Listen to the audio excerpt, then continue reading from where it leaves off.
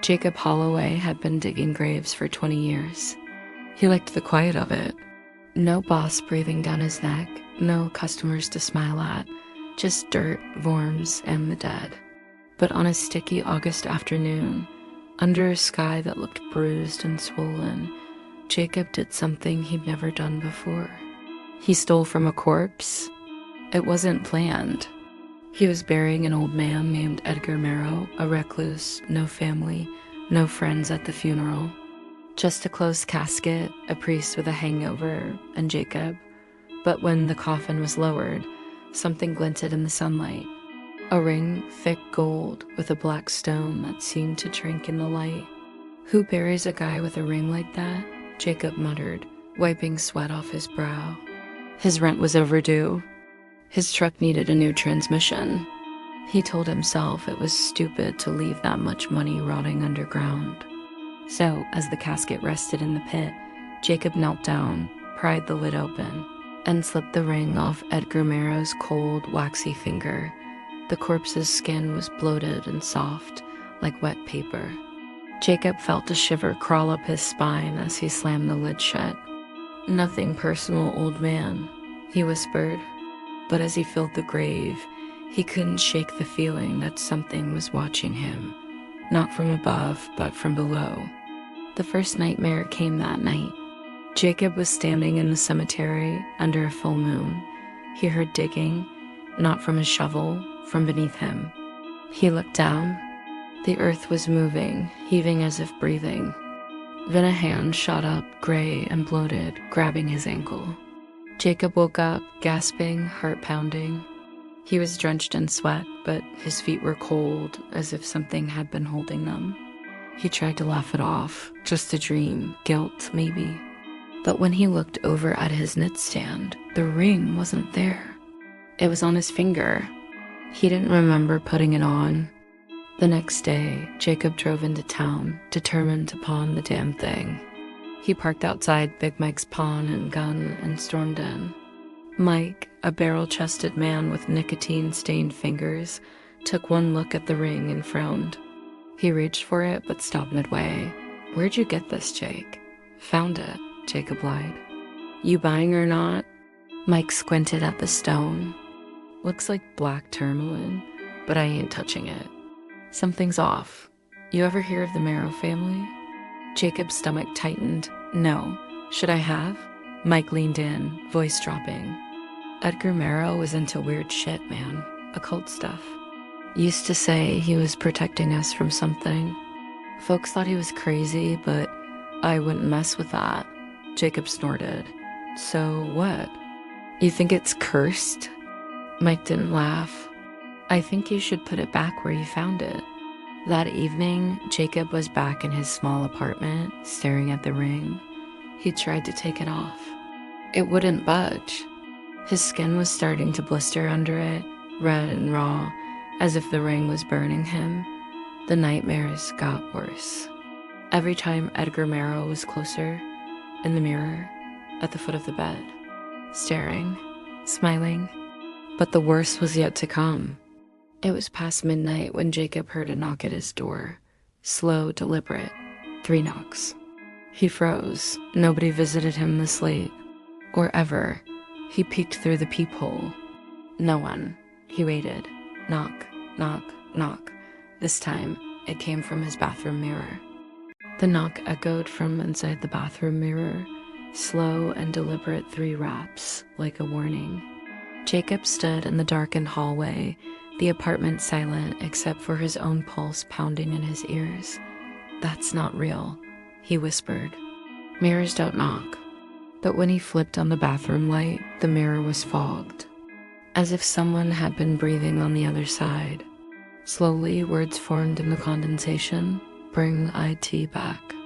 Jacob stumbled backward, his heels slamming into the doorframe. He yanked at the ring, twisting, pulling. It wouldn't come off. His skin had grown around it, blistered and inflamed. "All right, old man." "You win," he muttered, grabbing his keys. "I'll put it back." "You can have it. Just leave me the hell alone." But when Jacob reached the cemetery, He realized he didn't know where Edgar Mero was buried. His memory of the grave's location had turned into a blur. The rows of tombstones all looked the same, their names smeared by the fog rolling in from the woods. A figure was standing at the edge of the trees. Jacob's breath hitched. The man was tall, gaunt, wearing a suit that looked 100 years out of style. His skin was grayish, his eyes hollow. But it wasn't the face of Edgar Mero, it was Jacob's face. The figure raised its hand and pointed a stiff, jerky motion toward the far corner of the graveyard where the oldest tombstones lay broken and forgotten. Jacob followed. He found the grave at the farthest edge, where the woods clawed at the iron fence. The headstone was simple. It read, Edgar Mero, Keeper of the Gate, 1919 to 2025. The earth over the grave was undisturbed, fresh but solid. Jacob dropped to his knees, digging with his bare hands. Each handful of dirt felt heavier, wetter, as if the earth itself was trying to swallow him. He didn't notice the blood on his fingers until the ring burned ice cold. A voice whispered, not in his ears, but inside his skull, the offering is incomplete. Suddenly, the ground beneath Jacob's hands cracked open, splitting like a dry scab. Blackness oozed out, not dirt, not mud, something thicker. It reeked of iron and rot. Jacob scrambled back, but a hand shot out of the fissure, seizing his wrist. It was no longer a human hand. The flesh was tight, leathery, and the nails were long and blackened. It pulled Jacob toward the grave with impossible strength. He kicked, clawed, but the earth was opening beneath him like a mouth. Then a voice broke the air. A woman's voice. Let him go. A frail old woman stood by the nearest tombstone, holding a lantern. Her face was lined with age, but her eyes were sharp, piercing through the dark. Who the hell are you? Jacob gasped. Name's Martha, Edgar's sister. I've been waiting for someone to be stupid enough to steal from him. The hand released Jacob. The fissure sealed itself as if it had never been there. Martha approached, her lantern's light flickering against Jacob's face. That ring ain't just jewelry, son. It's a seal. You broke it. Now the gate's weak, and things are starting to seep through. Jacob was shaking. What gate? What are you talking about? Martha knelt, her knees creaking. This town was built over something ancient. Edgar kept it locked for decades. Every 50 years, the seal weakens. He was supposed to be the last keeper, but when he died, his duty passed on to whoever took the ring. Jacob's throat went dry. You're telling me I'm the keeper now? Not for long, Martha said grimly. You ain't strong enough, but maybe, just maybe, you can buy us time. Suddenly, the wind shifted. The woods behind them groaned. Dozens of shadowy figures began to slither out from between the trees. They had no faces, just shapes, like people carved from smoke. Their movements were jittery, unnatural, as if the air itself rejected them. The crawlers are awake, Martha hissed. You brought them. Jacob felt his stomach churn. What do they want? They're scouts. They look for cracks. For weakness. If they find the gate, it's over. She turned to him, her voice low and urgent. You need to finish what Edgar started. You need to bury the ring, not just in the earth, but in the old vault, beneath the cemetery. Jacob looked up his blistered hand. The ring pulsed as if alive. Where's the vault? He asked, dreading the answer. Martha pointed toward an ancient stone mausoleum at the edge of the graveyard. Its door was ajar, the darkness within yawning like an open wound. Jacob didn't get a choice. The crawlers were moving faster now, twisting through the air like smoke-filled snakes. Martha threw salt lines on the ground, shouting incantations in a language Jacob didn't understand. You have 5 minutes, Jacob Holloway, she warned. After that, they'll rip through. He sprinted toward the mausoleum, heart thundering, the ring searing his flesh with each step. Inside, the air was thick and suffocating, filled with the stench of rotting stone. An iron staircase spiraled downward into the earth. As he descended, the walls began to sweat. Whispers floated up from below, murmuring his name. "Jacob, come closer." "We're waiting." When he reached the bottom, he found the vault. It wasn't a room, it was a pit. A circular abyss lined with bones, human bones, carefully arranged, their empty sockets all staring upward. At the center was a stone pedestal covered in chains.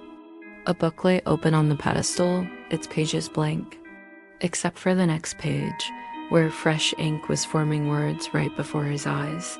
"The offering is incomplete." Jacob felt something cold wrap around his ankle.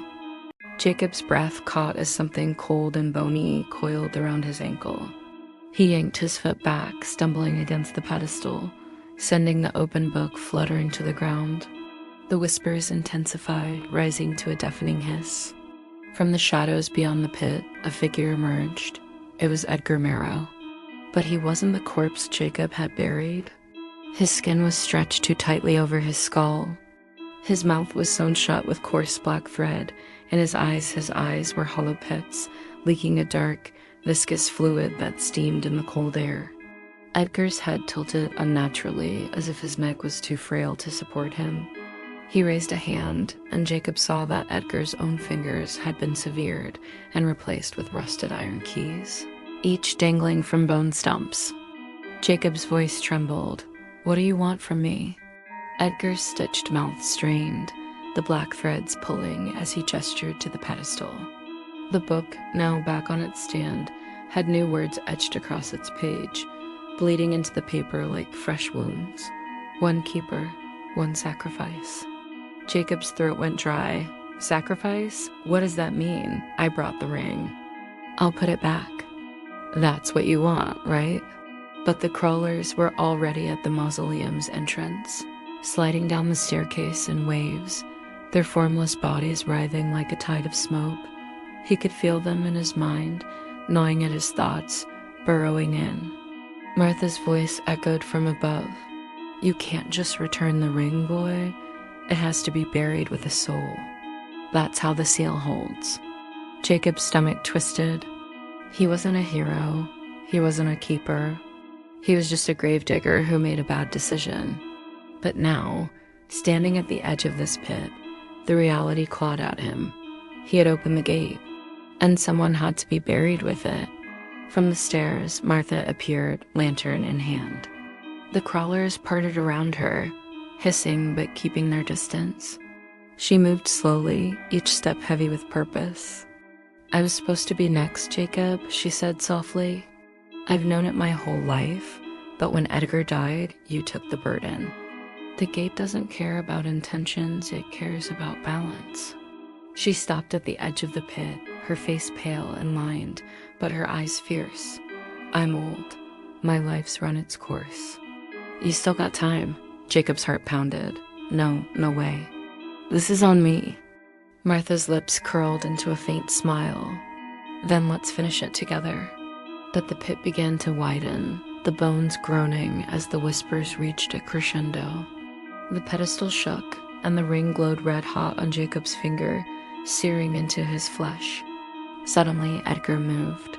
His iron key fingers extended, pointing toward Jacob's hand. The offering had to be personal. The keeper's price? Jacob's mind flashed through every moment of his mundane life. No family, no friends, just graves, holes in the ground. He realized something in that instant. He had been digging his own grave for 20 years. Perhaps that's why the ring chose him. He looked at Martha. "If I go down, will this end?" Martha nodded. "For now. For 50 more years." Jacob inhaled sharply, then yanked the ring off. His skin came with it, peeling in ribbons, but the pain barely registered. The moment the ring left his finger, the crawlers screamed, a high-pitched shriek that rattled the bones around them. He climbed onto the pedestal, the pit yawning beneath him. Martha's eyes glistened. "You're braver than you think, Jacob Holloway." Jacob gave a crooked smile. "No, ma'am. I just finally realized I'm already buried."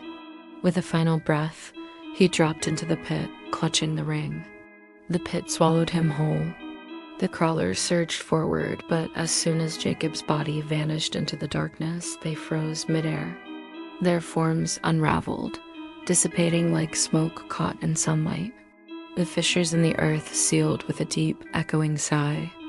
The mausoleum grew silent. Martha approached the pedestal. The book had closed itself, its chains rebinding across its cover. The air was still now, but she knew the seal would only hold for so long. Beneath her feet, the bones of the previous keepers lay undisturbed. And now, Jacob Holloway's name would join them, carved into a page that no one living would ever read. Epilogue, 50 years later. It was a cloudy afternoon when a new gravedigger arrived at Holloway Cemetery. The young man wore headphones, shoveling dirt absent-mindedly, unaware of the faint shimmer coming from a cracked tombstone near the woods. The ring, old and gold, with a black stone that seemed to drink in the light, lay half buried in the soil, waiting. The end.